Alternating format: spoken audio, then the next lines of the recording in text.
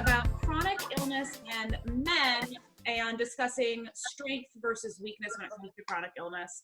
In the first episode we did, Michael was with us, and there was something that he had said in that episode that really kind of got me thinking, and it was about what had happened when he was diagnosed with his kidney disease, especially after his lupus, and how he had kind of shut away from everybody. And it really got me thinking about this topic of men specifically showing strength versus weakness and all of that. So let's start with just kind of introducing everybody. So Michael, if people have seen the first episode, they already know you already, otherwise not. So why don't you introduce yourself first, and then we'll go on to Sean. Well, hello everyone. I'm Michael Martin. I'm post-kidney transplant. Had my transplant May 25th, 2018. And I'm back again. Thank you for having me. I love it. And Sean? Hi, I'm Sean Pears. I live in Australia, hence the time zones. It's 9 o'clock in the morning for me. I'm post-liver transplant July 5th last year, and a multitude of other illnesses. That's amazing. Wow. So yeah, let's start with that actually real quick, just so we can get a little backstory, Sean. So what brought you to your liver transplant? What are your other chronic illnesses? Because I know you had also mentioned me online separately that you had other chronic illnesses as well. Okay, so I think I'm a bit like Michael. I've got an autoimmune condition called sarcoidosis, which leaves calcium granulomas in various organs in your body because your body's trying to overfight itself. So it started in my lungs, and then I had it in my various other places, in my bones, and then eventually it started attacking my liver. And it got to a point where we monitored it for about 12 to 18 months, and then my liver was basically not functioning properly. So I was then put on the transplant list, and I was on the list for 7 months. And then obviously I was last July. Part of my condition before my liver transplant, I had sepsis, kidney failure, golden staph, and I've since had diverticulitis and depression. So I've had a lot to be going. Oh, plus I'm just going through a divorce at the same time. So there's quite a few stories there. Most of them are inextricably linked as well to my condition, unfortunately. But yeah, it's been a tough couple of years. Wow, that's amazing. Yeah. Wow. And the kidney failure, did it resolve itself before the liver transplant or after? Yeah, the kidney basically I had a massive infection, and they treated it with a drug called vancomycin, but they gave me two bags of this stuff without checking what it was doing to my kidneys, and it actually shut my kidneys down. So I had to have straight into the ICU, and then 5 days of dialysis to get that stuff out of me that they put in. So my GFR went down to a 6, which is pretty chronic. Yep. And it's getting better now, but my anti-rejection drugs are still impacting my kidneys. So I'm now at about a 48 to 50, where really I should be at 70 to 80. So it's constant monitoring at the moment, but I'm coping. Right. Yep. Wow, that's amazing. Okay, so what for each of you, Michael, you talked about this a little bit in our first episode, but just to kind of recap, what was life like for you before your chronic illnesses first, and then we'll get into a little bit more of like after, like what was your day-to-day, what made you feel strong, what was your outlook, what were those types of things like?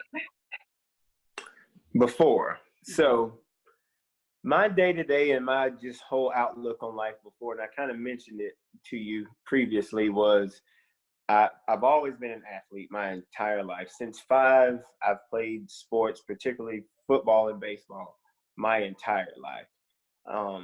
So even after college and everything, I was still very active, trained every day. I would eat pretty much healthy, maybe 70-30, and was always very active and was always in very good shape. And just being transparent, I would always be the one where everyone would say, well, wow, you look good, you work out, what do you do? What do you do? And that becomes a part of you, or at least it became a part of me. and it was just one of the many masks that I was wearing and proud of, being in shape, being healthy and feeling good, because it was mental just as well as physical. If you look good, you feel good, Right. So when I started getting sick and was diagnosed with lupus, my appearance was still the same, except for the hair. So I just shaved it off and kept going. Mm-hmm. When the lupus attacked my kidneys, I was diagnosed with lupus nephritis. As I told you, I went from 205 to 159 pounds in about 2.5 weeks. Wow. And I don't think you mentioned that in the first episode. well, yes. Wow. That's how I knew something was wrong. I didn't know. I wasn't diagnosed with kidney disease yet. I knew I had the lupus, but in 2.5 weeks, I went from 205 to 159. Still working out. Of course, I didn't feel the same, but being a man, mentally, I'm okay. I'm not going to rest. There's no need to go to the doctor. I'm going to keep going, but I'm losing weight. During this time, I may have looked at myself once in the mirror because I knew something was wrong, didn't want to. And finally went to the ER, and they said, well, we can't find anything. You've got a fever, but everything else is fine. They sent me home. After that, I looked in the mirror, and if you go from 205, and my 205, it was muscle. It was, it was there. It was well put together. Mm-hmm. To 159, I probably hadn't weighed that much since maybe, I don't know, 9th grade in high school, before I even started really working out and lifting. To losing all that muscle and watch it atrophy really, really affected me as a person, and especially as a male that had always been seen as being a strong, right, per se, physical, specimen. And that did more to me mentally than it did physically, and I didn't understand. And that went on for about, I live in South Carolina, back and forth to the hospital for about 6-7 weeks, and finally went down to Atlanta to Emory. And that's when they told me that my kidneys were failing. right. And I never got back. And that was 2015 when the weight loss thing happened. I didn't got my transplant last year. So it was I wasn't able to work out like I wanted to. And we talk about men with strength, but also my mental strength, because I didn't look like I used to. And that affected me in every day. And not being able to work out and not being able to control as before I could. Well, oh gosh, if I put on a couple pounds, I could do a little, clean up my eating a couple days, Right. do a little extra cardio, clean it up, a little bit more water, and be fine. I couldn't. As you know, when you have kidney disease, you transform almost. Mm-hmm. I look back at pictures and I'm like, wow. You don't really see it until, after. And it really affected me, not being able to be that guy and have no control over the situation. I was completely lost, which led to depression, which, my self-confidence went down because I didn't have control. I didn't like the way that I looked. I didn't like the way that I felt. Didn't want to leave the house. Didn't want anyone to see me because it wasn't me putting on clothes that I used to be able to put on and look good in, sing. Wow. That's, 205 to 159, 160. That it's a lot of weight, whether it's fat, muscle, or whatever it is. So that affected me a lot. Wow. Yeah. Yeah. That's a lot of weight. I'm surprised they didn't say anything when you were like at the hospital or whatever, or notice or, weighed you or anything and been like, oh no, something must really be going on. That's a huge weight loss. Well, see, and speaking of weighing at the hospital, that's when I realized how much I was so weak. They weighed me in the bed. You know how they weigh you in the bed if you can't get up. And I said, no, that can't be right. There's no way. 159 pounds, there's no way. And they were like, yeah. And so when I went home and saw myself, it was like, I'm sick. I don't know what's wrong, but something Wow. is wrong. And from there, mentally, I was wiped. Wow. That's amazing. And Sean, what about you? What was life like before and leading into it?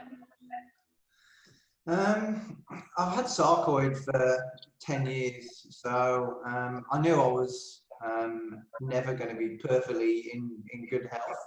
And having sarcoid has a lot of different problems that it brings. That I was always tired a lot of the time. But even having sarcoid for that amount of time, I mean, I moved to Australia 10 years ago. So I've had it for whilst I've been here. I met my wife whilst I was still sick, and I explained to her that, look, I am ill. And, you know, we dealt with everything else that came with that. But when I started to have ill health due to my liver, then, you know, till death us do part kind of thing, I really stretched it to be perfectly fair. And we probably had 10 marriages worth of health issues crammed into a couple of years. And it was really difficult for us to maintain that kind of happy marriage when I was just constantly sick. I was in hospital for a lot of the time. We had to work as well. And it was really difficult. And even with all of that going on, you know, knowing that I was sick, we still had a good life. You know, we had a couple of Labradors. We didn't have any kids. Part of the reasons we didn't have any kids is I was on methotrexate to treat my sarcoid, which is a female drug, and that impacts your obviously ability to produce sperm, etc. So, and we had 3 failed IVFs as well, which could be down to stress. It could be down to a multitude of things. So it really put pressure on us as a couple. And even after my transplant, we still never got back to where we were pre-transplant, just because there was just so much stress and pressure and arguing, and I was grumpy as hell when I was in hospital and difficult to get on with, you know. And I still had to work. You know, I'm not in a position where I don't have to work. I'm a contractor, so I only get paid when I work. So that adds a level of stress as well. I mean, luckily for me, we have a reciprocal healthcare agreement with the UK. So my transplant was done on Medicare. So I didn't have to have any specific insurance or have to weigh in with like $600,000 for an operation and medicine. You know, just like, I mean, I'm a member of a lot of forums, and I see a lot of stories of people in the States that don't have insurance and are just dying on the list because they just can't get treated. And it's absolutely, for me, having a reciprocal agreement is such a benefit. But conversely, it's shocking to see how you guys have to deal with it in the States from a medical perspective. But yeah, no, you know, I wouldn't wish transplant on anybody, but I'm so grateful for being able to get one and being in a position where I am now. So I'm back at work full time. In terms of mentally, being ill made me a different person. I'm not as happy-go-lucky as I was.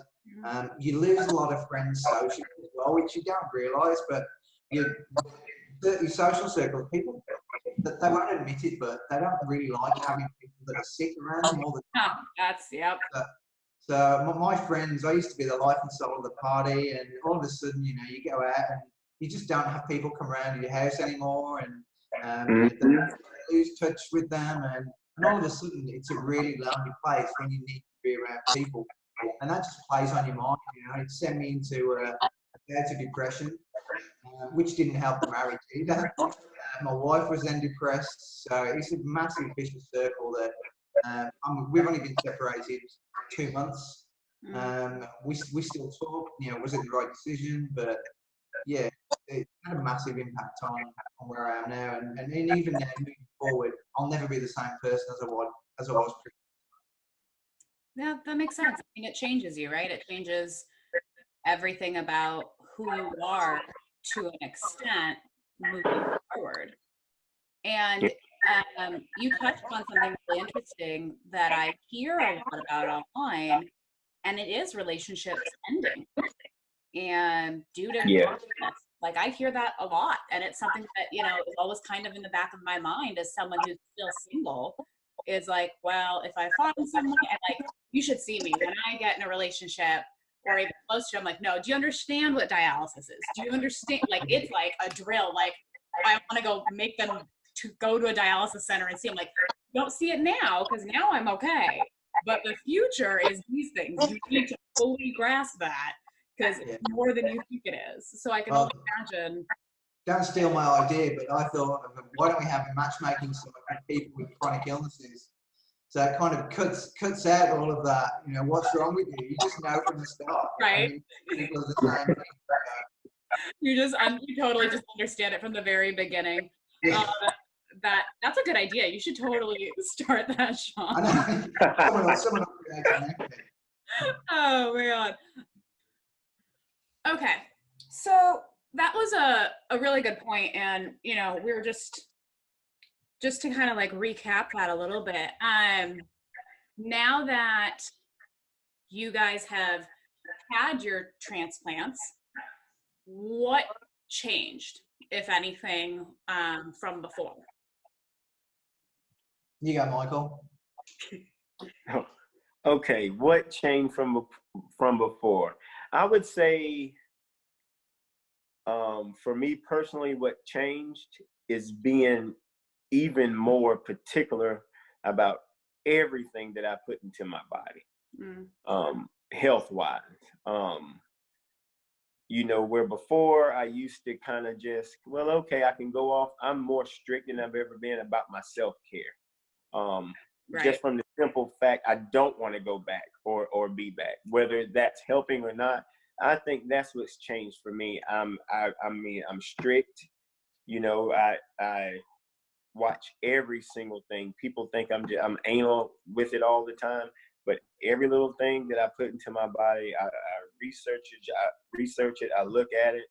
I ask questions if I'm not sure, and if I'm not sure, I don't eat it or drink it or put it in my body.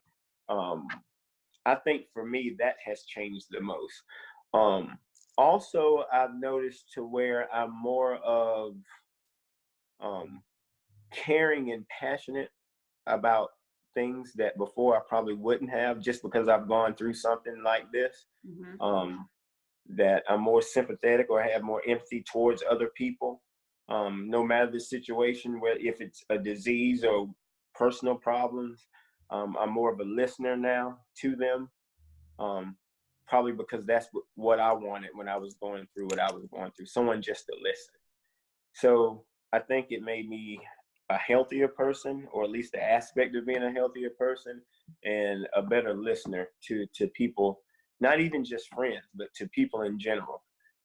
If someone wants to talk to me about something or anything, instead of, well, I'll call you back, or, you know, I'm not interested, I'll listen, because it could make that person's day. And I know there were times when I was sick and going through it that I just wish sometimes I had someone to talk to.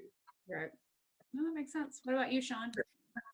I think for me, as soon as I had my transplant, I kind of expected life to be perfect, and it's not. There are obviously positives. I'm still here. I have the ability to work. I don't get as tired as I used to be. But conversely, obviously my marriage is broken up, I have depression, and I still have pain. I have pain in my transplant area. I have to go to my clinic. Used to be once a week, then it's once every few weeks, and now I go once a month. But you, just like Michael said, you constantly, whenever I get a twinge or a pain or something else, I think the total worst. You know, I think, oh my God, I'm dying. You know, I'll go to the doctor a lot more. I'll go to ER a lot more, just because I've had such extreme pain and extreme things happen to me. Everything that happens to me, I think the worst thing. So it swings and roundabouts for me. Obviously, I'm grateful for having a transplant and still being here, but I still haven't readjusted my life to be as positive as it should be after having that life-changing experience. I'm still struggling with that. So my aim is to obviously try and be as fit as looking as Michael is, but also just try and be healthy in my outlook. I need some self-improvement moving forward. And that's something I've got to work on. But when you have depression and a number of other things happen to you, it's difficult to find positivity and something to look forward when you've got that always holding you back. So it's not a quick process for me. I'm a year and 4 months after my transplant now, and I still think I've got another a year trying to sort out my mind. I mean, my work's going great. That's the only thing that's stable in my life at the moment is my work. And I'm just trying to make everything else as positive as that. Wow. Thank you for being so open about that, because that's, I think a lot of people, men and women, even though, we're talking a little bit more about men today, but a lot of people can relate to that, because you have, all these things going on and the depression and everything else, but there's also the medications that probably aren't helping. Exactly right. I agree. True. Yes. Oh no. I don't know which one's doing what, to be perfectly honest. I'd say probably 15 tablets a day. Mm-hmm. And each one, several of them have all these emotional mood side effects, and so it's really tricky balancing act. And you're right, it does take time, but it's so amazing that you are aware of how you feel and speaking about it, and because there's going to be people listening who can relate to that, because it's very real and happens to most, if not almost all, I'm sure, people with some type of illness at some stage. I agree. It's very realistic. I want to take this time and pause for a second. We're going to do our second part of the episode in a minute. And when we come back, what I'd like to talk about is really kind of now narrow down into relationships and your views for both of you of what you thought strength was, what you thought weakness was before, and what you think it is now, and how that may or may not have changed. I want to thank you both for starting this talk with me, and we'll be back for part 2. Thank you guys so much. I'm really enjoying this discussion. I think a lot of people will be able to benefit from this. Thank you.